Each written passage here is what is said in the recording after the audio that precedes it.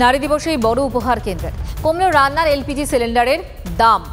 আন্তর্জাতিক নারী দিবস উপলক্ষে শুক্রবার প্রধানমন্ত্রী নরেন্দ্র মোদী ঘোষণা করেন এলপিজি সিলিন্ডারের দাম 100 টাকা কমানো হচ্ছে। সিলিন্ডারের দাম ভোটের আগে নিঃসন্দেহে বড় ঘোষণা। এই ঘোষণার পরে কলকাতায় এলপিজি সিলিন্ডারের দাম 929 টাকা থেকে কমে হচ্ছে 829 টাকা। কেন্দ্রীয় সরকার গতকালই উজ্জ্বলা যোজনার সময়সীমা বাড়ানোর কথাও জানিয়েছিল।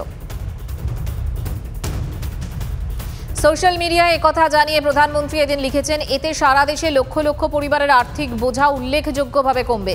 বিশেষ করে দেশের নারী শক্তি এতে উপকৃত হবে। এতে মহিলাদের ক্ষমতায়নের পাশাপাশি তাদের জন্য জীবনযাত্রা আরও সহজ হয়ে উঠবে। যদিও এ নিয়ে খোঁচা দিতে চাচ্ছে না বিরোধীরা। ভোটের মুখে এই ঘোষণার পিছনে রাজনীতি ছাড়া আর কিছুই দেখতে নারাজ তারা, ফলে চড়ছে তরজার সুর। মহিলা দিবসে আজকে সত্যি এটা একটা বলবো সারপ্রাইজিং গিফট। ভোটের লক্ষ্যে মমতা বন্দ্যোপাধ্যায় পেট্রোলের দাম কমিয়ে দিক না, এখানে স্টেট গভর্নমেন্টের খাতায় আসে, সেখান থেকে কমিয়ে দিক না কিছু, তাহলে বোঝা যাবে যে হ্যাঁ ওনারাও কিছু করতে পারেন। এই ধরনের নির্বাচনী গিমিক দেশের মানুষ আগে বহু দেখেছে।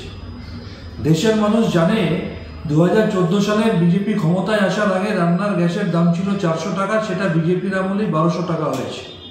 আবার এই ধরনের সস্তার চমক ভারতবর্ষের মানুষ দেখেছে। তারা দেখেছে উত্তরপ্রদেশের নির্বাচনের আগে কিভাবে 2 মাস পেট্রোল ডিজেলের দাম বাড়েনি, তারপর নির্বাচন হওয়ার পর ফলাফল ঘোষণার আগেই তারা দাম বাড়িয়ে দিয়েছে।